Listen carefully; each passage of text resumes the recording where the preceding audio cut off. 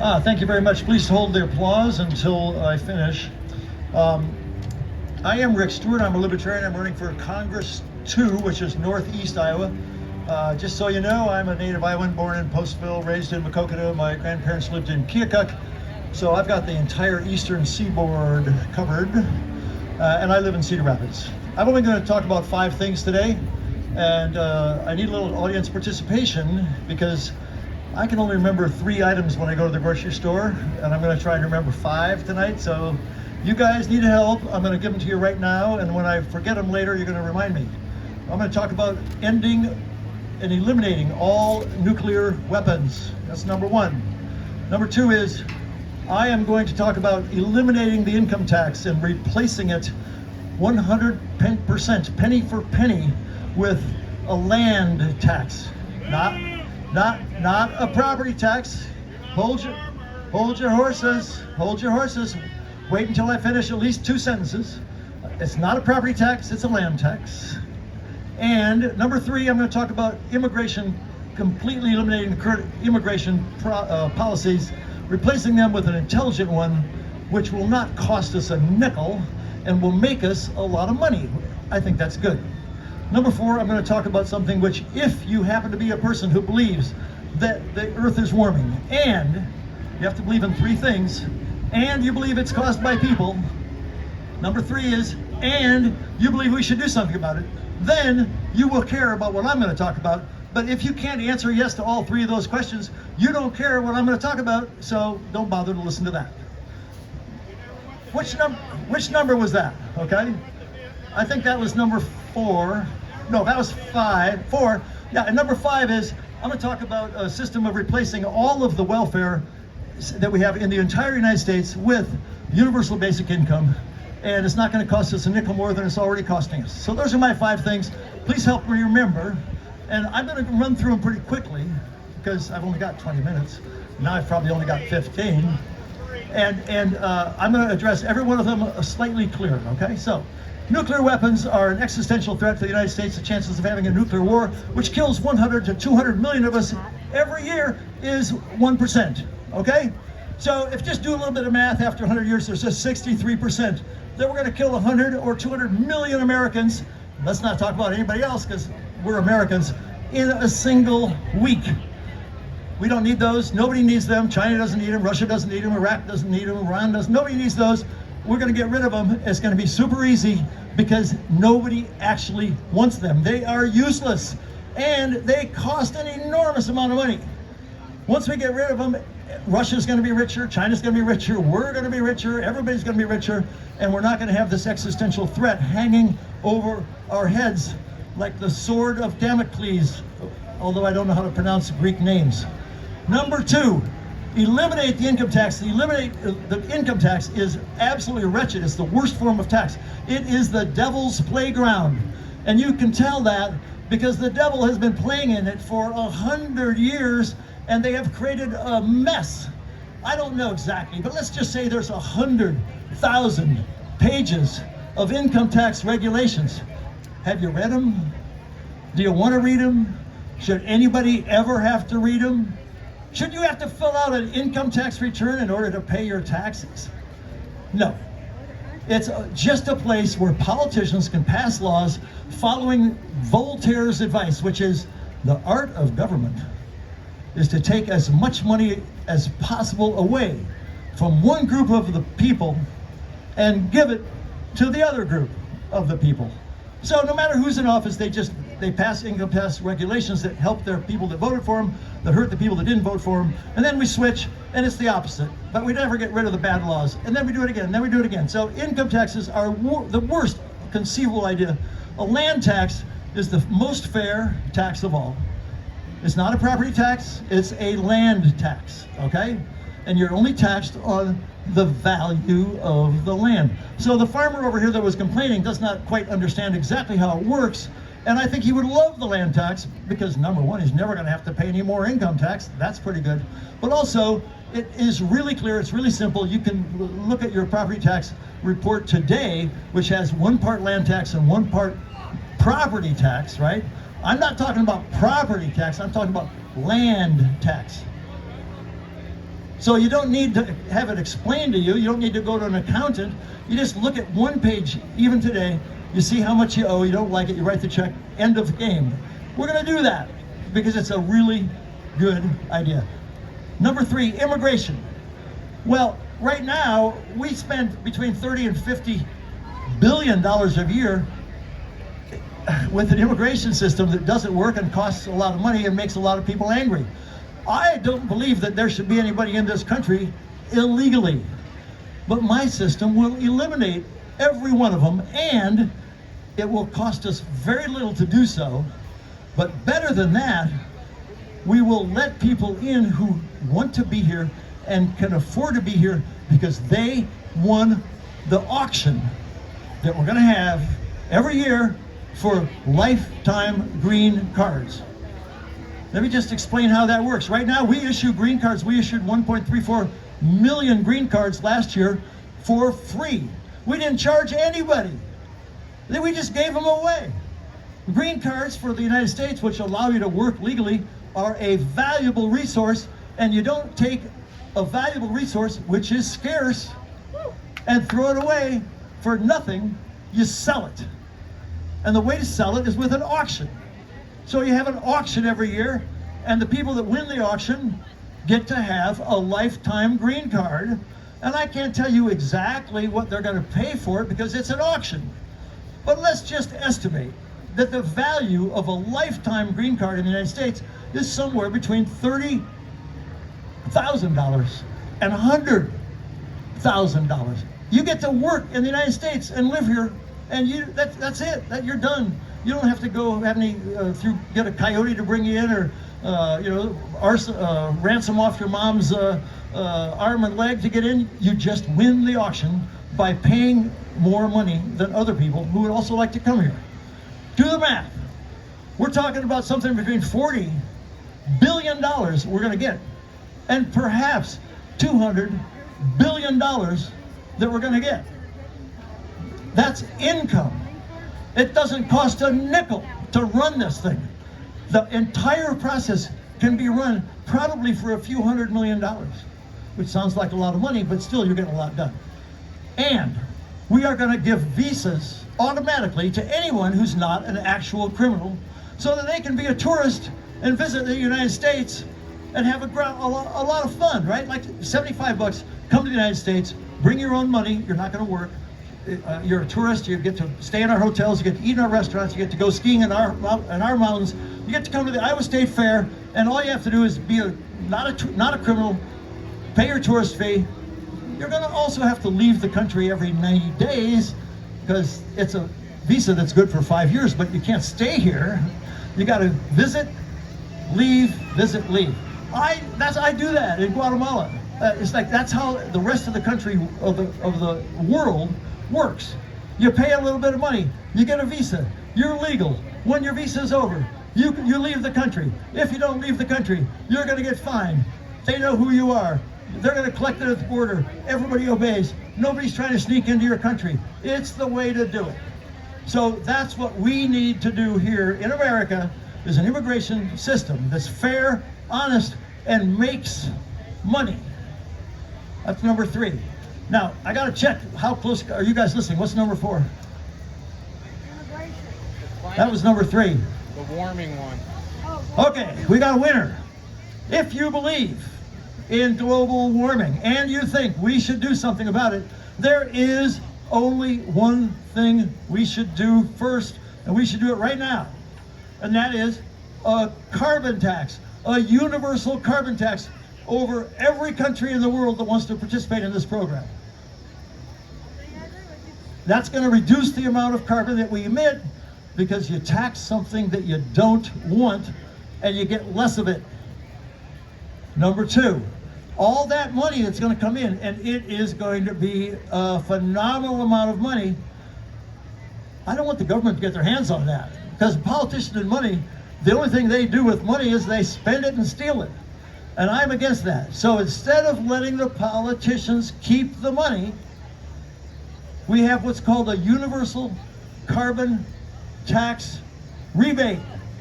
Well, what that means is that everybody that lives in a country that's participating in the system on a per capita basis is going to get their share of that tax that's collected. And I can't tell you exactly how much tax is going to be collected, but I can tell you that, well, you know, somewhere between $200 and $1,000 a year per person. Now that might not be much to you. You might say, well, I've got a lot more money than that. I don't really care.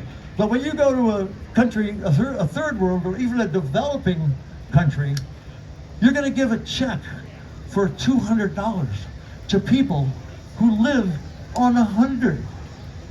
They are going to support this.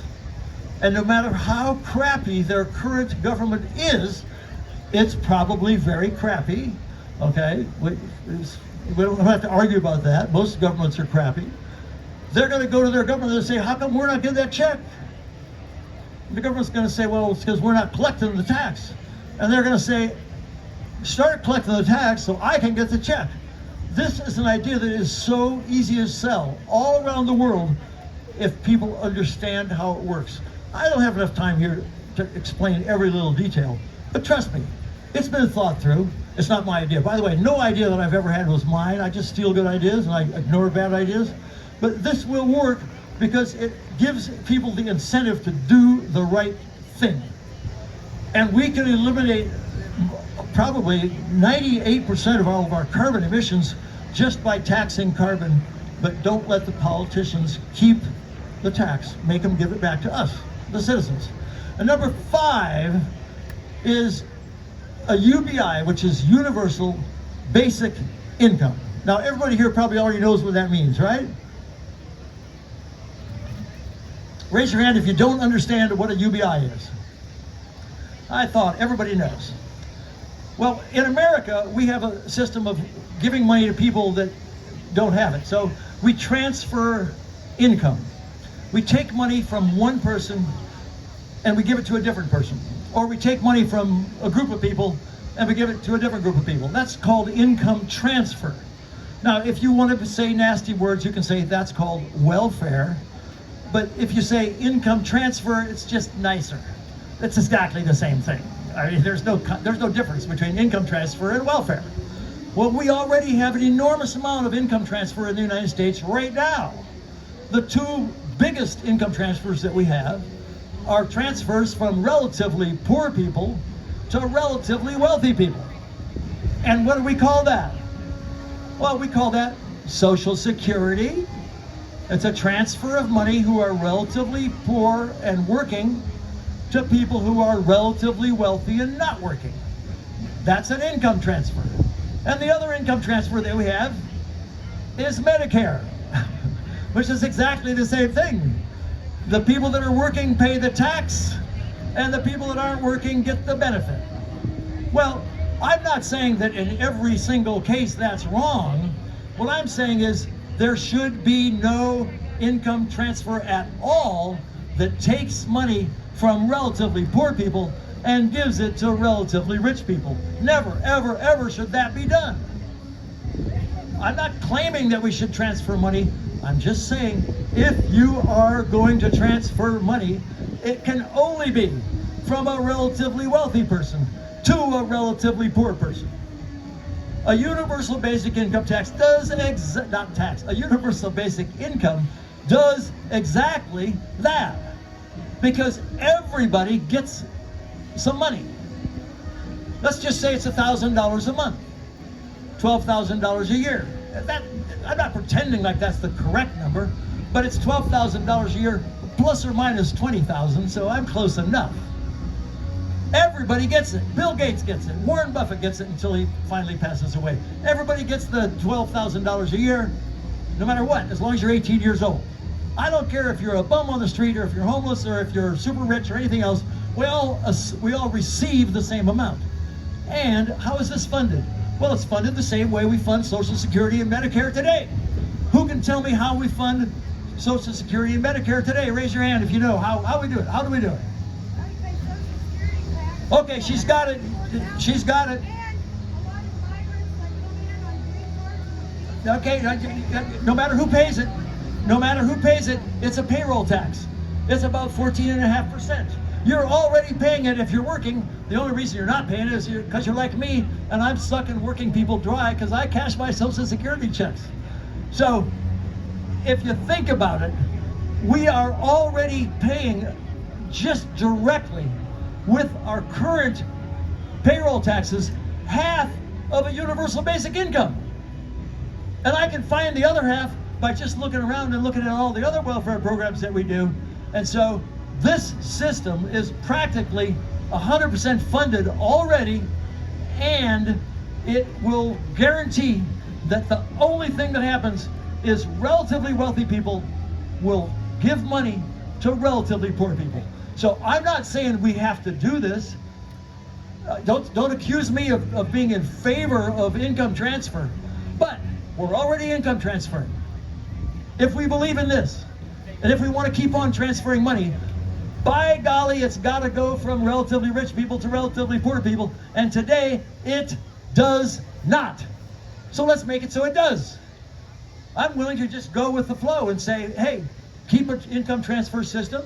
Just make sure that the only thing that happens is relatively wealthy people give money to relatively poor people.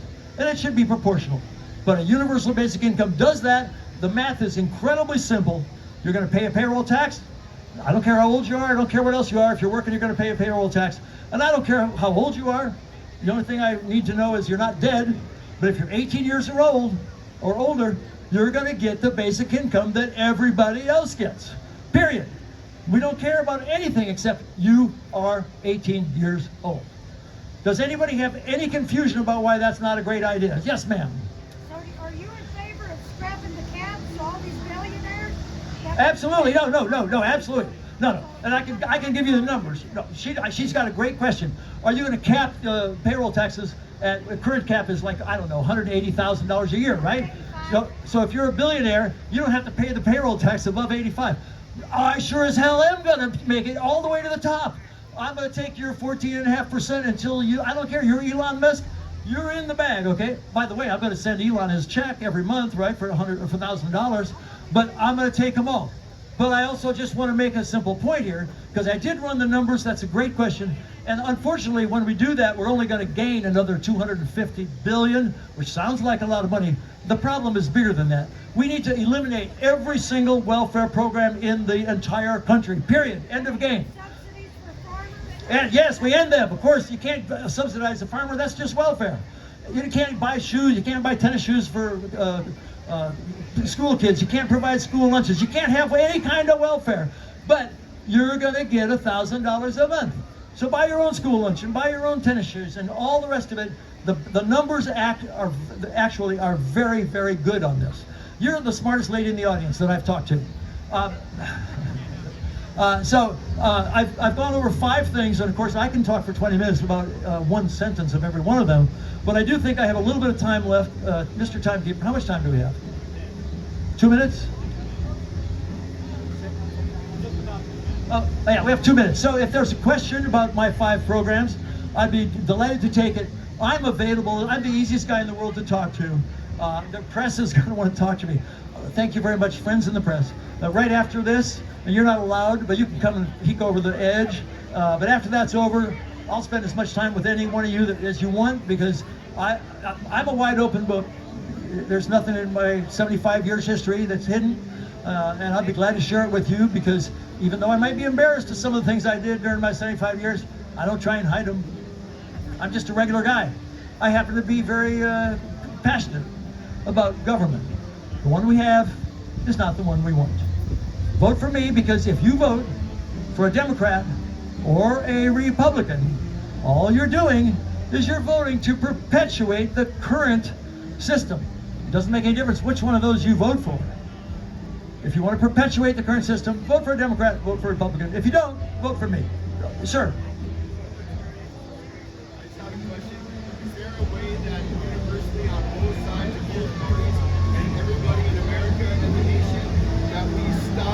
Taking money from Medicaid and Medicare and Social Security and solidify that for the future generations of our grandchildren and those coming up, that they will have some kind of income when they get older, right? Yeah. Can we stop that from being public, or is there no way to stop Well, we have to change the law. Basically, you can. Universal law can never be changed. Yeah, no. It will continue to go and be changed every 40 years. Yeah, you want what you really want is a universal system. The UBI is a universal system. It takes care of everything.